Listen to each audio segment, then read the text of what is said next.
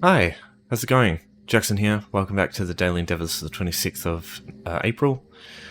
There will be timestamps and descriptions as always. If you want to skip all the other stuff and just getting to a specific endeavour, I'm going to go through the Golden Vendor first.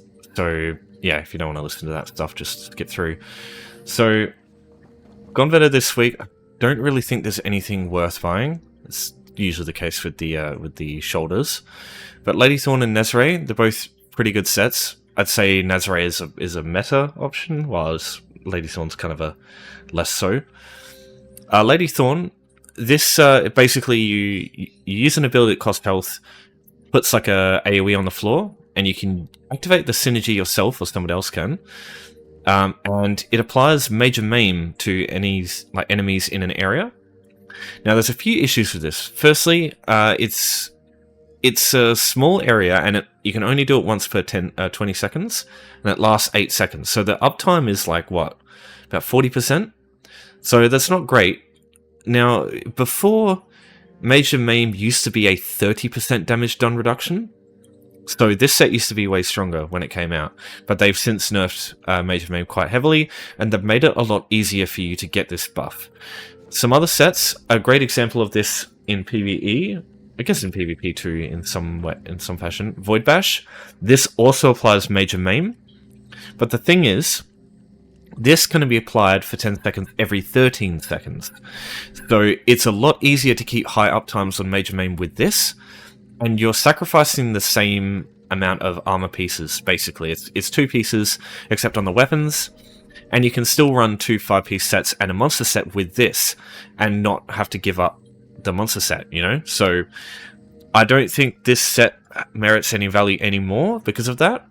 And even if you just want to use it mainly for single target, you've got an even better option anyway, because Destructive Clench applies Major Maim with a Ice Staff, and that Major Maim, I believe, lasts 15 seconds.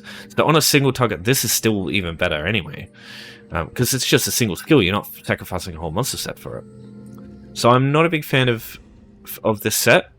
It used to be way better, but the only strong point to this, I think, is that you control very easily when this occurs, because there's not many skills in this game that cost health.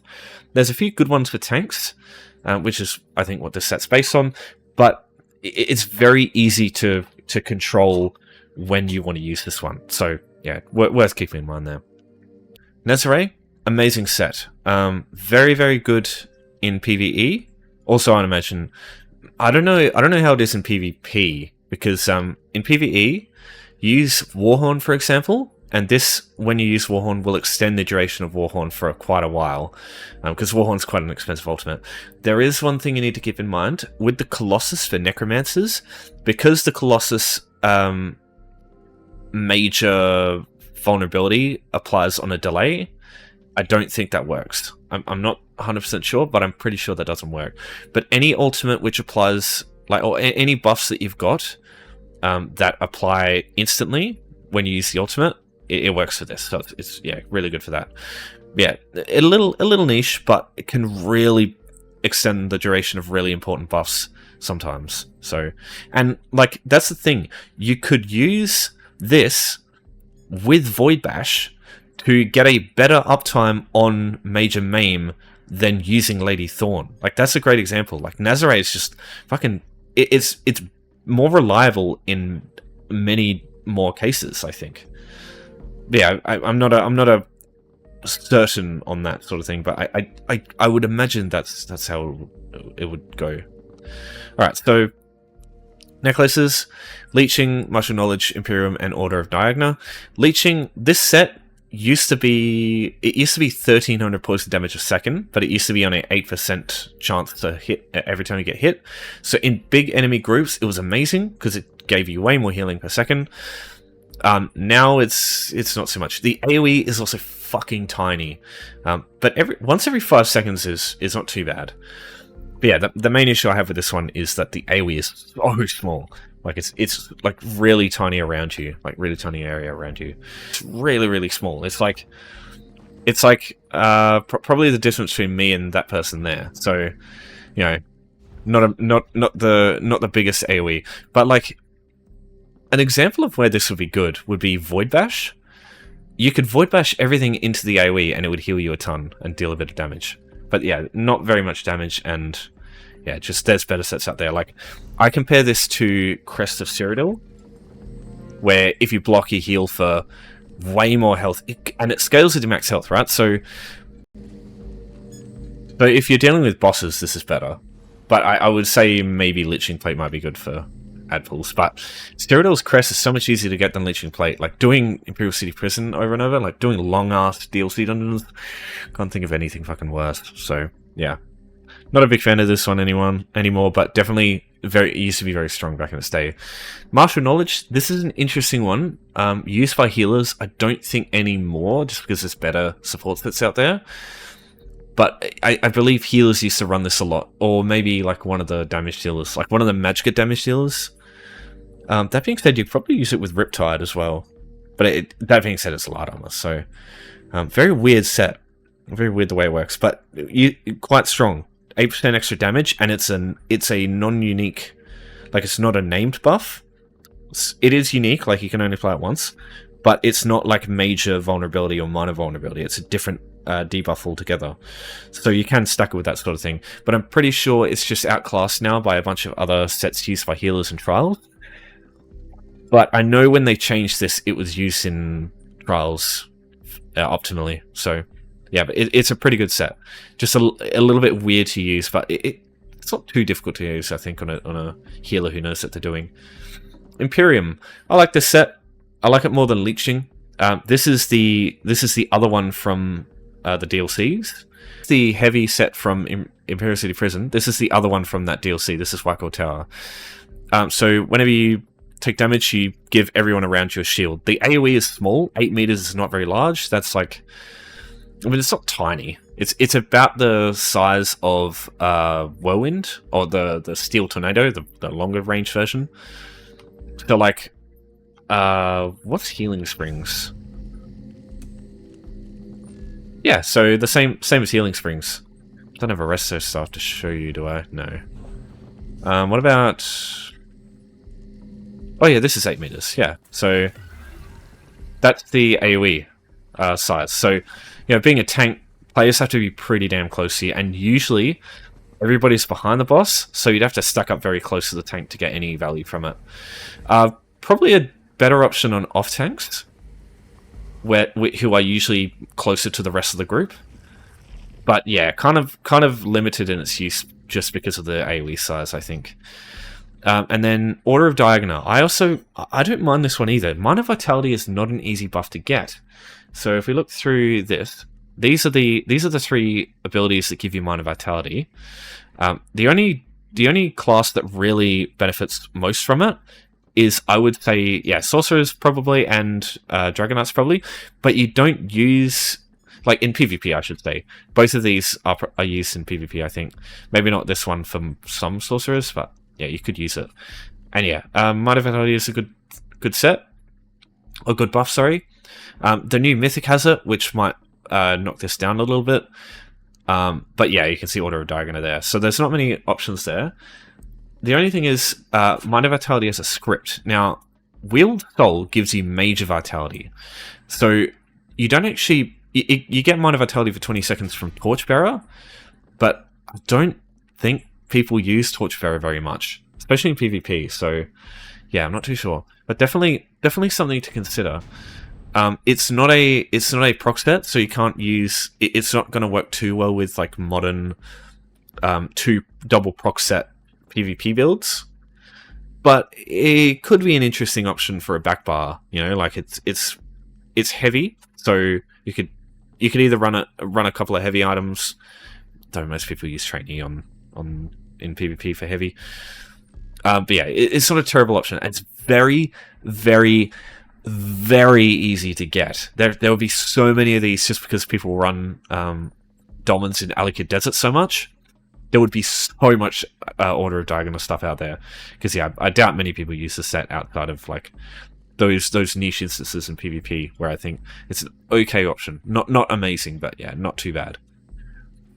Okay, so that's everything to do with the Golden Vendor. So let's now get into the endeavors. 15 steel set, killing foes with class abilities, deconstructing blacksmithing items, killing frost Atronachs, gallery furnishings, and then we've got completing a duel. So, firstly, I'll just quickly cover a duel. The only annoying thing about this is you need another player. But if you just go find another player, you'll see near the health bars at the bottom there, it'll say hold to interact. You just hold that key, it'll bring up this menu, you just go to duel here, and that's all you have to do. There's one thing to keep in mind here, I'll show you quickly. I've just got to have the duel. What happens is, if you go too far from the duel, it will forfeit, and that doesn't count for you, but it does count for the other player. So if you go to Endeavours, as you can see there, it worked. So if the other player does do that to you, it will work for you, but it doesn't work for you if you do it yourself. So just keep that in mind. Either kill them, have them kill you, or have them leave the area, but just as long as they understand that it won't work for them.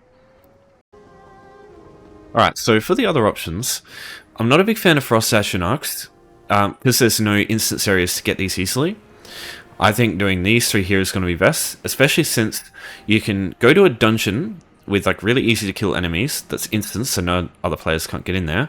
You can get your 10 class kills. You can travel to Imperial City, find a bunch of items that won't be stolen, and they're all blacksmithing items that you can decon, so you don't need to use any of your own resources. And then you can travel to your house. Sorry, I should point out. So do your class kills. Go to your house, and then from your house travel to Imperial City. That's how it would do it. Because that way, you basically you don't really need to do much moving at all. So let me show you the dungeon. It is our old trusty dusty Werewolves one. If you want to get access to this, if you haven't been here before, there is a house here you can travel to. It doesn't show up for me for some reason, but if you go to Home Tours, go browse homes, go to Gardener House, G, this one here. Travel to somebody's gardener's house, doesn't matter which one here. Just travel out the front door, it'll take you to Rarest, this place here. And it's just a little bit of a trek down here, and you just find this. As soon as you unlock it on one character, you can travel to it on that character from any way shine, so it's easy to access. Say you go up to these skeevers over here, right? So they've got 26,000 health. If you deal 26,522 damage with class abilities, but the last damage that kills them is like a weapon ability damage over time or some shit, you won't get any...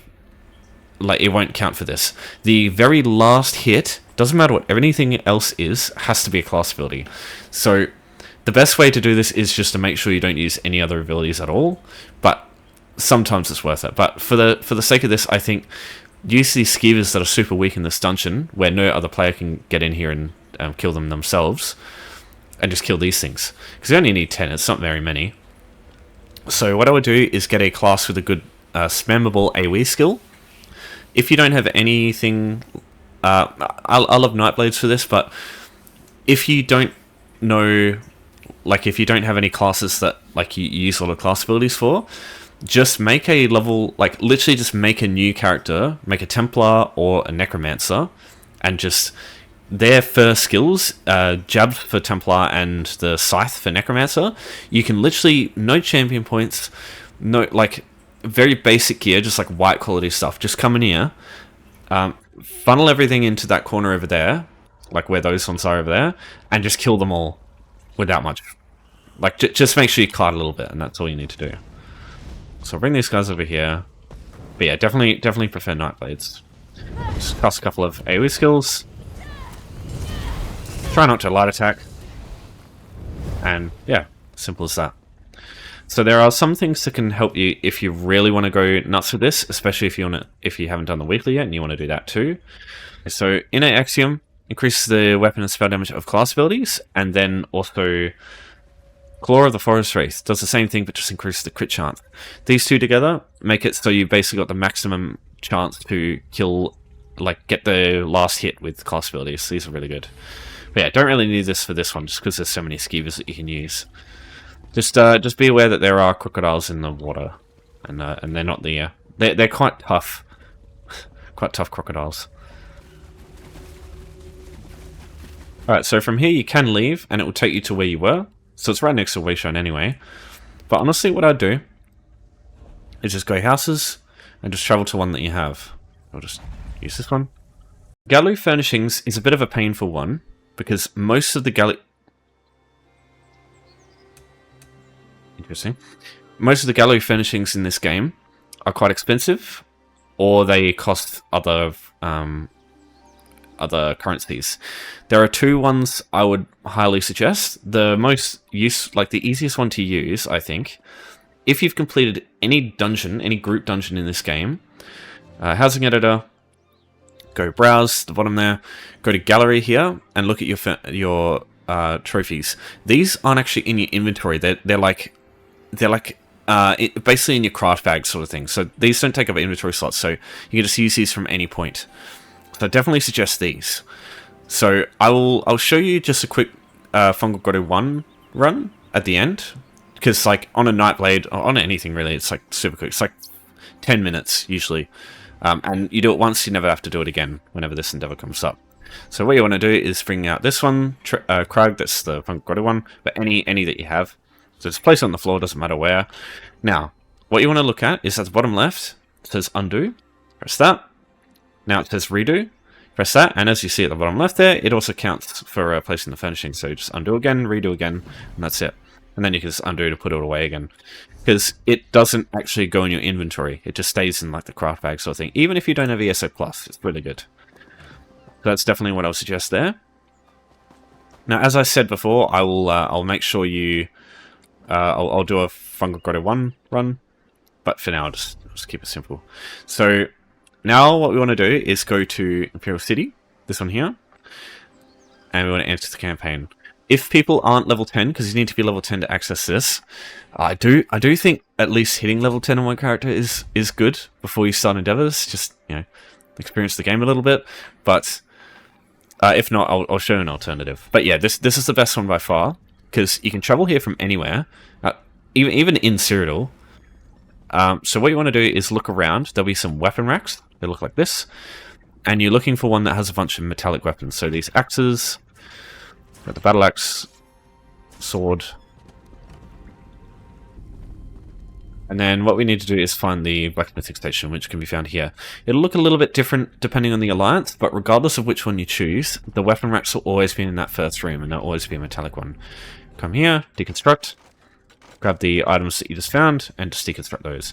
Now you can, if you want, instead of that, you can, if you're going to do a different one, instead you just can come here, use iron ingots and bone, and just craft a bunch of iron daggers.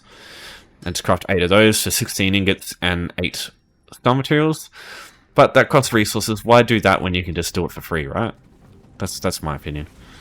Yeah, I'll show you another place you can use if you aren't able to access Imperial City. Alright, so Brightsteel Armory here in Vocal Guard with a waystone that you start with, so it's easy to access. Come to these corners here. Just be a little bit careful if this guy comes over here, because he'll give you a bounty. Don't worry too much about a bounty though, honestly. So I'll get a bounty anyway, just to show you it's not a big deal. So grab that mace, this weapon. There's a couple of swords there, a couple of daggers here. You know, just grab this stuff too. As much stuff as you need. And then just come outside. Now what you just want to make sure is sometimes there's a guard there, and sometimes there's a guard here. So just don't stay too close to them. But you have to get really close to the guards for them to give a shit. Like, look how close I am here. Like, they just don't care. Right? So, yeah, you don't have to worry too much. And the guards don't get close enough to the blacksmithing station to get it. Alright? I'm staying corrected. If someone else has a bounty, they can get in the way. Just, yeah. But most of the time, it should be fine. So you can just grab your items here, deconstruct them, and that's it. Now, I'm pretty sure, even if you are attacked by a guard, I'll just test this. So I'll just get this guy. Won't pay the bounty. I'll use a blacksmith station.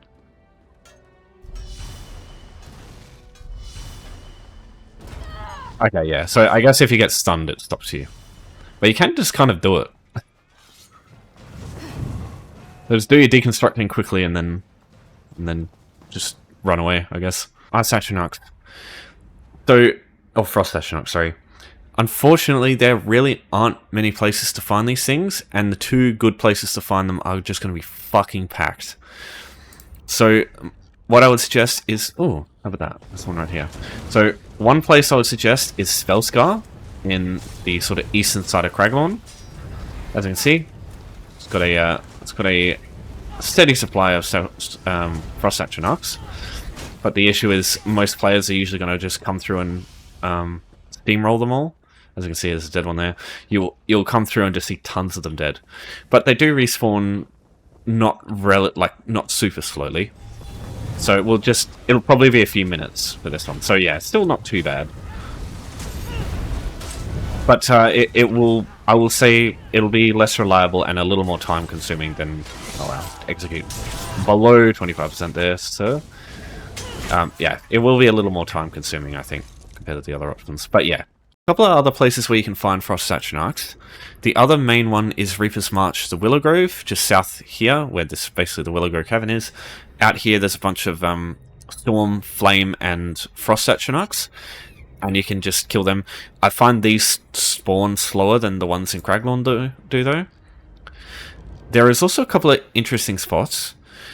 I'm not a big fan of it either, but there's a couple of Ice Atronachs in these pools here in Craglorn, Cold Harbour. Get access to this place via the Cold Harbour Surreal Estate, same way through home tours, and just come out here. But I also find these things to tend to be killed quite a lot. The only other place is there's actually a cave here. It's not actually this one here, sorry. It's a different one. There's a cave over here. You need to complete part of the Orsinium. There's like the Orzoga questline over here. You need to complete the whole thing, basically, and then you get access to this cave. And in there's 4 Frost Atronachs that spawn, and they do also spawn relatively quickly too. But yeah, they're the only places I would really go to, because everything else is a kind of a pain in the ass. So before you look at doing a dungeon to do this one, if you manage to have about 200 alliance points, and you pretty much just started the alliance war, you've done the tutorial. If you go to the achievement furnishes in Cyrodiil, this one here, you might be able to pick this up. Just let me see.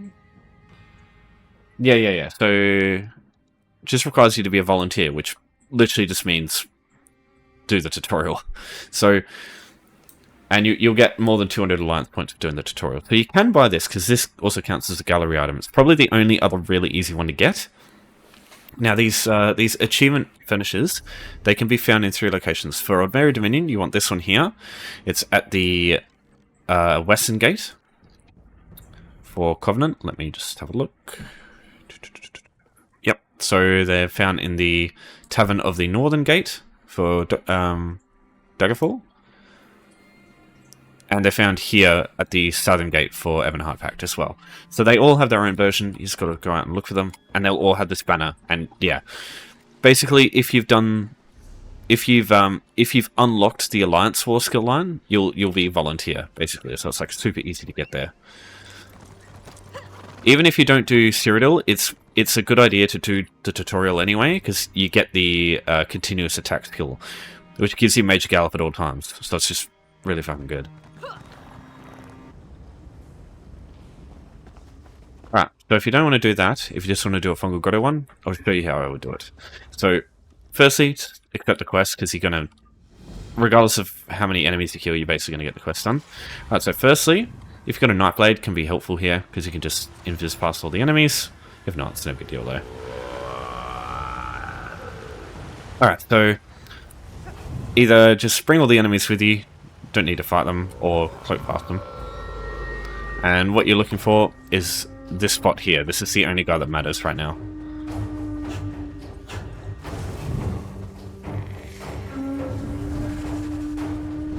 Speed boost if you got him.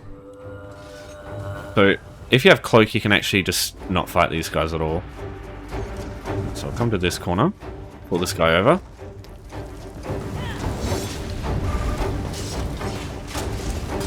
Alright, so kill the little dudes if you can, because they're the ones that put the standard on the ground and stuff like that.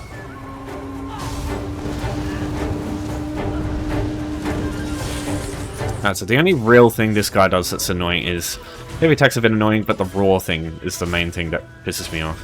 This thing here. It just really messes with your rotation when he does that. So if you're worried about what kind of damage this guy does, it really shouldn't stress you out. Because if you have Vigor, and you cast that whenever your health is like half, you really can't lose this fight. What the fuck? I haven't seen that before.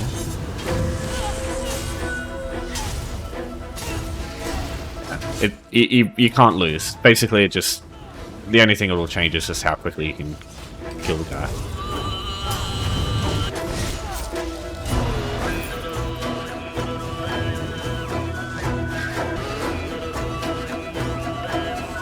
Right, so once you kill him, you can now head through this area. We don't want to fight these things over here. We just want to go left instead.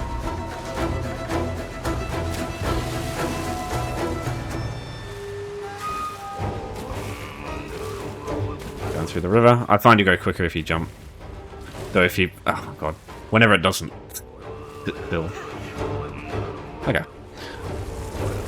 So I'm just gonna... I'm gonna kill these guys first. So I can just pop a couple of things around. Oh yeah, I'm just going to have to use that ultimate. Okay. This guy's also quite straightforward. It's just a heavy attack comes out quite quick. That one. Just got to be a bit careful for that. This attack does a little bit of damage, but I don't think you should worry about it too much. So when he hits about 67%, he'll run off to a certain spot and unearth a bunch of crabs. About now. When he does, just follow in there. If you're a Nightblade, you can get a ton of ulti from the little crabs. And he'll do the same thing at about 33%.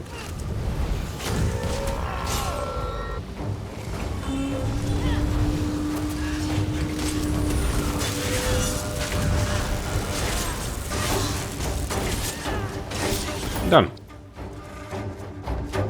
And hand that in, and we're done. What that'll do is give you the trophy for Krug, the Drag King. So, that's all you have to do. Because yeah, the normal one's super duper easy to do. Just one more thing before I go. If you need a free house, come to this location here, just slightly northwest of the Vocal Guard starting way shrine. Just talk to Phil and Demarie here, and just literally exhaust the dialogue for a bit, and you'll complete a quest for her, and that'll give you a free house. And then from there, you can just chuck your stuff in, and go about your day. So that should be all the information you need. If you've got any other questions, though, as always, just let me know. So thanks everyone for watching. Thanks for your support as always. I'll see you next time, and take care.